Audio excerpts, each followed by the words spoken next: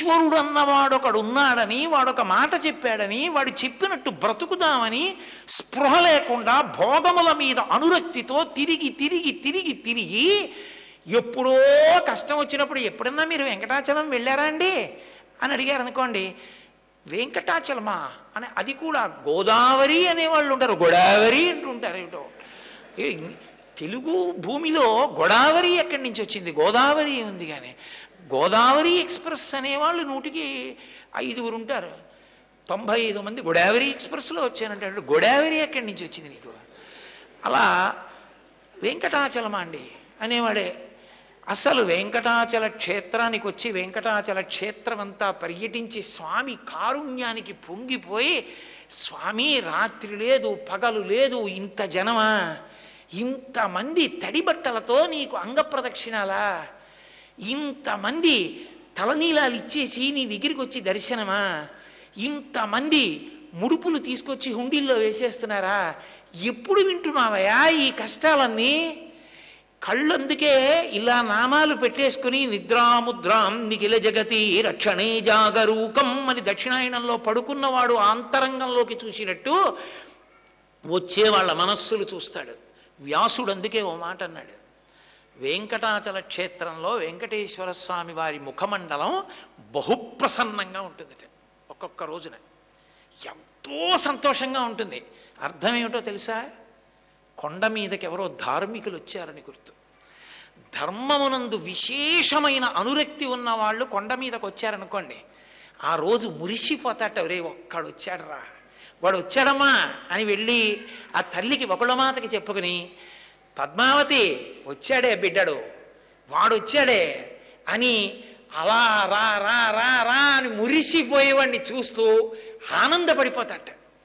వాణ్ణి తన దగ్గరికి ఎలా తెచ్చుకోవాలో వాడికి తెలుసు, అంత అమాయకుడు ఏం కాదు, మహానుభావుడు, అంతటి ప్రేమైకమూర్తి, అంతటి కారుణ్యశీలి. ధర్మమునందు నిలబడితే ఎప్పుడో అన్ని తప్పులు చేసిన వాడు ఎక్కడో వైద్యశాలలో పడిపోయి ఉండిపోయి గోవిందా అని లోపల గొణిగితే, ఇంతోటి పరమేశ్వరుడు ఈ ప్రపంచాన్నంతటినీ సృజించిన వాడికి వీడి తల మీద బొచ్చో లెక్క, వీడి ఇస్తానంటే ఆ కష్టం తీర్చడానికి, వీడి తల మీద వెంట్రుకల కోసం తీర్చలేదు, వాడు పిలిస్తే పలకపోతే ఏడుస్తాడు, నేనున్నానని ఉపయోగం ఏమిటని తీర్చాడు. అది వెంకటేశ్వర మహాత్మ్యంలో పెద్ద మలుపు అక్కడుంది. ఇక అంతటి కారుణ్యమూర్తిగా రాలా, అధర్మాత్ముడైన వాణ్ణి చీల్చి చెండడేశాడంతే.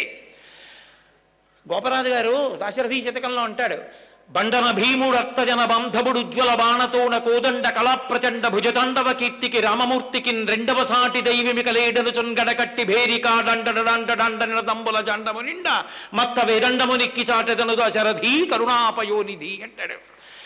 అధర్మమునందు నిలబడినటువంటి రాక్షసుల్ని 14,000 మందిని కూల్చేశాడంతే గంట పైచిలుకు సమయంలో. అదే ఇక్కడైతే అరే ఎంత పాడైపోతున్నారా, ఎంత పాడైపోతున్నారా అని ఏడుస్తాడు.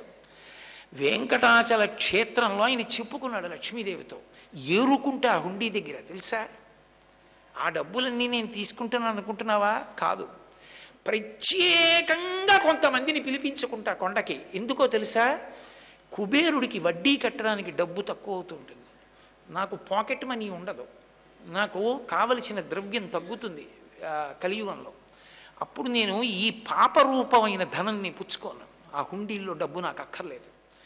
నేను ఏరుకుంటా చెయ్యి కింద పెట్టి వాడు పైనుంచి వేస్తుంటే, వామనమూర్తి అవతారంలో బలిచక్రవర్తి ఇలా పెడితే, వామనమూర్తిగా శ్రీ మహావిష్ణువు ఇలా పెడితే, ఆదిన్ శ్రీసతి కొప్పుపై తనువుపై అంశోత్తరీయంబుపై పాదాబ్జంబులపై కపోలతటిపై పాలిండ్లపై నూత్న మర్యాదం చెందు కరంబు క్రిందగుట ఆపైనా కరంబుంటమేల్ కాదే రజ్జము గిజ్జమున్ చటతమే కాయంబు నాపాయమే అంటాడు బలిచక్రవర్తి.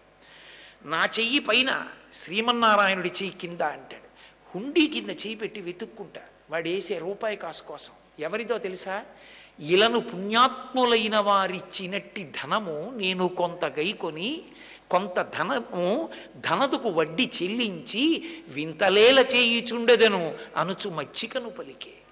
లక్ష్మి, డబ్బు కట్టేస్తాను, వచ్చేసేయండి వైకుంఠానికి, మీకు ఎందుకు వీళ్లతో ధర్మమా ఏమైనా, నా ఎవరికి కావాలి అనలాకు పిల్లలు బాధలో ఉన్నప్పుడు కదా తండ్రి కావాలి, పిల్లలు బాధలో ఉన్నప్పుడు కదా తల్లి కావాలి. వాళ్ళన చెనకలేను, కలియుగం ఎంతమందిని చంపేను. ఇప్పటికే నేను చేసిన ప్రతిజ్ఞ కోసం పరమశివుడు శంకరాచార్యులు వారిగా వచ్చాడు, పెట్టాడు పీఠాలు, వచ్చాడు. మళ్ళీ ఆ శంకర భగవత్పాదులే వచ్చారు పరమాచార్య స్వామిగా, ఈ భూమి మీద నడిచి ధర్మాన్ని ప్రచారం చేశారు. నిలబడుతుంది లక్ష్మి. ధర్మం నిలబడదన్న మాట అనకు, అనురక్తి ప్రజలలో ఉంటుంది. ఎందుకంటే ఇది జీవగడ్డ. మన ఇల్లే అయినా ఫ్లాట్కి స్లాబ్ వేసినప్పుడు అంతా మందే.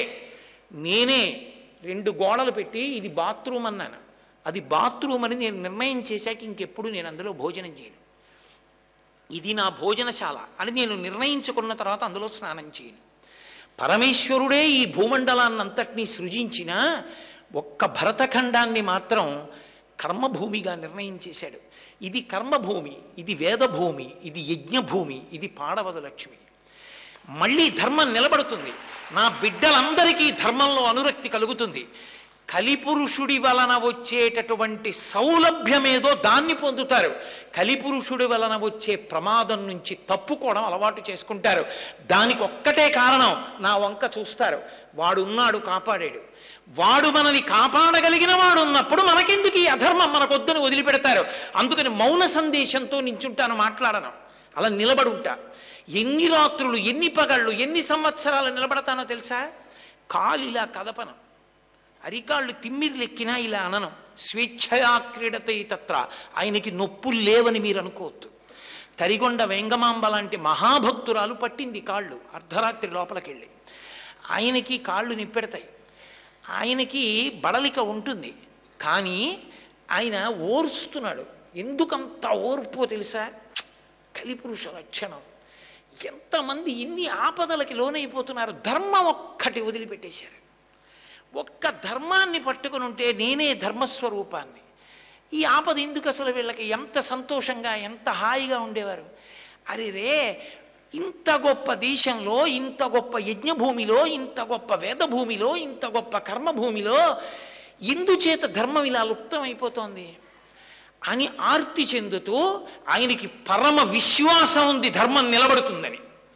ధర్మం పోతుందని వెంకటేశ్వరుడు నమ్మి ఉంటే ఆ అవతారం అసలు నిలబడదు. ధర్మము ఉండి తీరుతుంది ఈ దేశంలో, అది ఆయన నమ్మకం, ఆయన అనుభవం. అందుకే ఆయన అలాగే నిలబడి ఉన్నాడు. అంత కారుణ్యమూర్తి అయి నించున్నాడు. ఎక్కడ మీరు ఎక్కడ ఎక్కడ ఎక్కడ ఉండి మనసులో గొణగండి వెంకటేశ్వరుడు గురించి, మిమ్మల్ని అనుగ్రహిస్తాడు. ఒకసారి ఒక పిల్లాడు నా దగ్గరికి వచ్చాడు. నేను విశాఖపట్నంలో వెంకటేశ్వర మహాత్యం గురించి ఉపన్యాసాలు చెప్తున్నాను. నేను వేదిక దిగి ఇంటికి వెళ్ళిపోతుంటే నా కభాలన కాళ్ళ మీద పడి, ఒకే ఒక్క క్షణం మీతో మాట్లాడచ్చా అన్నాడు. నాకు అతని ముఖం చూసి అతను ఏదో చాలా ఉత్కంఠతో ఉన్నాడని, ఏం కావాలన్నాను. మీరు చెప్పినంత నమ్మకంతో నిలబడితే వెంకటేశ్వరుడు పిలుస్తాడా దర్శనానికి అన్నాడు. నేను హామీ, ఖచ్చితంగా పిలుస్తాడన్నాడు. నేను మీరు చెప్పినట్టు బతికి చూస్తానన్నాడు. అతను ఒక 6-7 నెలలు పరమ ధార్మికంగా చక్కటి జీవనం చేశాడు. అతనికి తెలిసిన్నట్టు, తెలిసి ఉండి వెంకటాచలం కొండ మీదకి వచ్చాడు. అతను వచ్చినట్లు నాకు తెలియదు. అతను కొండ మీదకి వచ్చి నాకు ఫోన్ చేశాడు. ఏమని ఫోన్ చేశాడంటే, నేను కొండ మీదకి వచ్చాను, మహాలఘు దర్శనం జరుగుతోంది, నిన్ను నమ్మి ధర్మాన్ని పట్టుకున్నాను. గురువుగారు చెప్పారు, ధర్మం పట్టుకుంటే నువ్వు దగ్గరికి తీసుకుంటా ఉన్నారు. నన్ను కూడా తోసేస్తారా? నన్ను దగ్గరికి రానివ్వవా? నువ్వు నన్ను దగ్గరికి రానివ్వకపోతే ఇక నా శేష జీవితంలో ధర్మం పట్టుకోను. నువ్వు నన్ను ఇవాళ దగ్గరికి తీసుకుంటే నా ఆఖరి ఊపిరి వరకు ధర్మం వదలను, నీ ఇష్టం అనుకున్నానండి. అకస్మాత్తుగా ఎవరో వచ్చి నన్ను పిలిచి, ఏమండి హుండీ లెక్క పెడుతున్నప్పుడు కాసేపు అక్కడ నిలబడి చూడాలి, అదేదో ఒక ప్రత్యేకమైన విధి ఉంటుంది భక్తుల్లో కొంతమందికి, నేను ఎప్పుడు చేయలేదు, నాకు తెలియదు, అలా ఉంటుంది అని చెప్పి నన్ను పిలిచారండి. పిలిచి కొంతసేపు నేను ఆ సేవ చేసిన తర్వాత, అలా చేసిన వారికి దర్శనం ఉంది బాబు అని లోపలికి తీసుకెళ్ళి దర్శనం చేయించి పంపించారు. గురువుగారు నా ఆఖరి ఊపిరి వరకు నేను ధర్మం వదిలిపెట్టను. నాకు అర్థమైంది, ధర్మాన్ని 6 నెలలు పట్టుకుంటేనే నన్ను అనుగ్రహించిన స్వామి నా జీవితాంతం పట్టుకుంటే నన్ను గుండెల్లో పెట్టుకుంటాడు. కాబట్టి నాకు ఇంకేం వద్దు గురువుగారు, నేను ఎంత పెద్ద పదవిలో ఉండనివ్వండి, నేను చేసే సంతకం ధర్మచట్రంలోకి ఇముడుతుందా అదొక్కటే చూసి పెడతా. నేను బతికితే ధర్మానికే బతుకుతున్నానా, నేను శరీరం వదిలిపెట్టేస్తుంటే ధర్మానికి వదిలిపెట్టేస్తున్నానా? ఇదే నా జీవితానికి పరీక్ష. ఇక నాకు ఇంకొక మాట లేదు గురువుగారు, నేను ఇలా నిలబడిపోతున్నాను అన్నాడు. నేను మురిసిపోయా. ఇన్ని గంటలో నా శ్వాస ఖర్చు పెట్టా ఉపన్యాసానికి. ఒక్క పిల్లాడికి అందింది. ఒక్క పిల్లాడు ధర్మం మీద అనురక్తి పొందాడు చాలు. వాడు చాలు రేపు పొద్దున్న కొన్ని కోట్ల మందిని లాగుతాడు ధర్మంతో. ఏమో ఈశ్వరుడు ఎందుకు ఏ పని చేయిస్తాడో. ధర్మము అనేటటువంటిది ఈ దేశంలో మరణించదు. ఈ దేశంలో ధర్మం ఎప్పుడూ బట్టకడుతుంది. అటువంటి ధర్మమునందు అనురక్తి ఈశ్వరుడికి. నేను అందుకే మీతో మనవి చేస్తున్నాను, మీరు నన్ను సహృదయంతో అర్థం చేసుకోగలిగితే, మిమ్మల్ని నేను బాధ పెట్టానని మీరు అనుకోకపోతే ఒక విషయం చెప్తా, గుర్తుపట్టండి. మీరు ఎవ్వరూ మనసులో ఖేదపడకూడదు. నేను మీ కుటుంబ సభ్యుడిని అనుకుని మీ ఇంట్లో మీ పినతండ్రినో పెదతండ్రినో చెప్తున్నాను అనుకుని వినండి.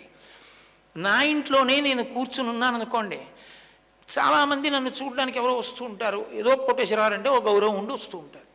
నాకు పరమ అసహ్యం అనుకోండి. నా దగ్గరికి వచ్చి నమస్కారాలు చేయడమే తప్ప ఒక్క చిన్న విషయంలో కూడా ధర్మానికి నిలబడతను పాడు చేసేస్తున్నాడు ధర్మాన్ని అని నాకు అనిపించింది అనుకోండి, నేను ఆదరంగా రావయా రా రా రా రా అని దగ్గర కూర్చోబెట్టుకుంటానా?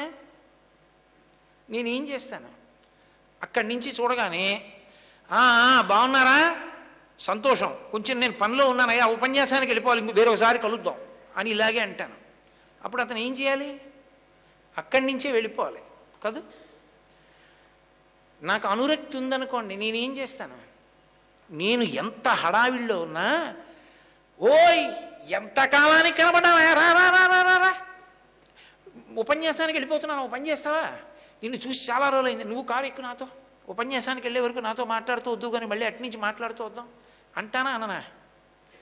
అతను నా పక్కన కూర్చోవడానికి, నా దగ్గరికి రావడానికి కారణం నేను కోరుకున్నట్టు బతుకుతున్నాడు.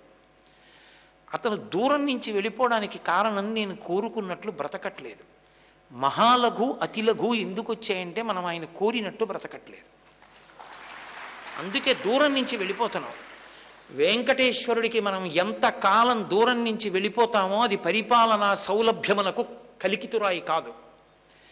అది ఇన్ని లక్షల మందికి భక్తులకి దర్శనం చేయించామని చెప్పుకుని సంతోషపడవలసిన విషయం కాదు. అది మనం సిగ్గుతో తలంచుకోవలసిన విషయం. అందరం ఆనంద నిలయంలోకి వెళ్ళి మొదటి గడప దగ్గరికి వెళ్ళి నిలబడి రాగలిగినటువంటి రోజు ఈశ్వరుడు ఇవ్వలేడని మీరు అనుకుంటున్నారా? కాలచక్రాన్ని తిప్పగలిగిన వాడు, భూమండలాన్ని నిలబెట్టగలిగిన వాడు, రాలిపోకుండా నక్షత్రాల్ని ఆకాశంలో నిలబెట్టగలిగిన వాడు, అగ్ని పైకి లేచేట్టు నీరు పల్లానికి ప్రవహించేటట్టు శాసనం చెయ్యగలిగిన వాడు పరమ సంతోషంతో వచ్చిన వాళ్ళందరినీ మొదటి గడప వరకు పిలిచి సంతోషంతో చూసి పంపించే రోజు రాదా? వచ్చి తీరుతుంది. ఒక్క కారణానికే వస్తుంది, ధర్మమునందు అనురక్తి కలిగితే. అది ఒక్కటే ఆయన కోరేది. ఆ ధర్మము వేదప్రోక్తం. వేదప్రోక్తమైన ధర్మాన్ని మన చేతనైనంత మనం పట్టుకున్నా చాలు. నేను 100% ధార్మికంగా బతికేయండి అన్నంత గంభీరమైన మాట చెప్పగలనో చెప్పలేను. అలా చెప్పలేనందుకు నేను సిగ్గుపడవలసి ఉంటుంది. కానీ ధర్మాన్ని పట్టుకున్న రోజున అతిలఘు మహాలఘు దర్శనములుండవు. మీ ప్రమేయం లేకుండా అందరూ, నాతో కొంతమంది అంటుంటారు, గురుగారు 1963లో దర్శనానికి వచ్చినప్పుడు మహాద్వారంలోంచి లోపలికి వెళ్ళిపోయానండి అంటారు. వెళ్ళిపోయి చాలాసేపు కూర్చుని ఎడుతూ ఉండేవాళ్ళం అండి అంటారు. ఎందుకు రాదు ఆ రోజు? వస్తుంది. స్వామి పొంగిపోయాడని గుర్తు ఏమిటంటే, తుఫాను వస్తోందని రాడారు చెప్పినట్టు దేశంలో ధర్మం నిలబడిందని గుర్తు ఏమిటంటే, వెంకటేశ్వర స్వామి వారి క్షేత్రం దానికి అంతటికీ కూడా ప్రతీకగా నిలబడి చూపిస్తుంది. ఆయన పొంగిపోయే రోజు రావాలి, ఆయన సంతోషపడిపోవాలి. గుడిలోకి మనం వెళ్తున్నాము అంటే, మనం గుడిలోకి వెళ్ళినందుకు మనని చూసి ఆయన మురిసిపోతున్నాడా? ఒక తండ్రికి మీరేం పట్టుకెళ్ళారు కాదు, ఒక తండ్రికి మీరు ఎంత డబ్బు ఇచ్చారని కాదు, ఒక తండ్రి మిమ్మల్ని చూసి మురిసిపోతాడా? అదొక్కటే ఉత్తముడైన కొడుకు అనిపించుకోవడానికి కితాబ్. నేను ఎంత పెద్ద అంచు పంచబట్టుకెళ్ళి మా నాన్నగారికి ఇస్తే, ఎక్కడి నుంచి తెచ్చేవరా, నీళ్లు జల్లి కట్టుకోవాలా కట్టుకోవచ్చా అని మా నాన్నగారు అడిగారు అనుకోండి, నేను బతికినట్ట చచ్చినట్ట? మా తమ్ముడు తెచ్చిన 2 వేళ్ల అంచు ఉన్న పంచెని సంతోషంగా మా నాన్నగారు పరమేశ్వరుడి పాదాల దగ్గర పెట్టి, ధార్మికుడైన కొడుకునిచ్చావమ్మా అని ఆయన దాన్ని కట్టుకుని, నాన్నగారండి మీకోసమే తెచ్చాను అన్నాక నేను చూడకుండా కాసి నీళ్లు చల్లి, అమ్మా వాడు సంతకం పెట్టి మాత్రమే జీతం పుచ్చుకునేలా బతికే అవకాశం ఇయ్యమ్మా, వాడికి ఆ బుద్ధి కల్పించమ్మా అని తేళ్ళు జిర్రిలతో ఉన్న దారాలు కట్టుకున్నట్టు ఆయన పంచె కట్టుకున్నారనుకోండి. అప్పుడు నేను పంచె ఇచ్చానని మురిసిపోనా, కొడుకుగా బతకలేకపోయానని ఏడవనా? తండ్రి సంతోషించేటట్టు ప్రవర్తించిన వాడు కొడుకు. పరమేశ్వరుడికి నువ్వు ఎన్ని సేవలు చేశావు, ఎన్ని కిరీటాలు చేయించావు, ఎంత హుండీలో వేశావు ఎవరికి కావాలి? నువ్వు 7 కొండలు ఎక్కుతుంటే, నువ్వు రాజద్వారం దాటుతుంటే, నువ్వు ఆనంద నిలయంలోకి ఎడుతుంటే స్వామి ప్రహృష్టవదనంతో వచ్చాడు రా నా కొడుకు, వాడురా ధర్మమునందు అనురక్తి, వాడికి ప్రాణం రా వేదం అంటే, వాడికి ప్రాణం రా ఋషిప్రోక్తం అంటే, వాడు నమ్మి చెప్పుకున్నాడు, నమ్మి ఆచరిస్తాడు రా అని పరమ సంతోషంతో ఆయన నిన్ను చూడాలి, నువ్వు ఆయన్ని చూడటం కాదు. నువ్వు ఎన్ని మాటలు ఆయన్ని చూస్తే ఎవడికి కావాలి? దర్శనానికి వెళ్ళానండి, వాళ్ళు కొంచెం ఏమరపాటుగా ఉన్నారు, తాడు కింద నుంచి దూరి 2వ మాట దర్శనం చేశాను గురువుగారు అంటాడు. వాడు సిగ్గుపడద్దు, అది చెప్పడానికి సిగ్గుపడాలి. తాడు కింద నుంచి దూరి దర్శనానికి వెళ్ళడం ఏంటి? నువ్వు తాడు కింద నుంచి దూరి దర్శనానికి వెళ్ళడం కాదు, నువ్వు ఎన్ని మాటలు ఈశ్వరుణ్ణి చూసావు కాదు, నిన్ను ఈశ్వరుడు ఎన్ని మాటలు సంతోషంగా చూశాడు. నువ్వు వస్తుంటే ఓ లక్ష్మి చూడు చూడు చూడు చూడు వచ్చాడు అని సంతోషపడిపోయి రాత్రి తల్లి దగ్గరికి వెళ్ళి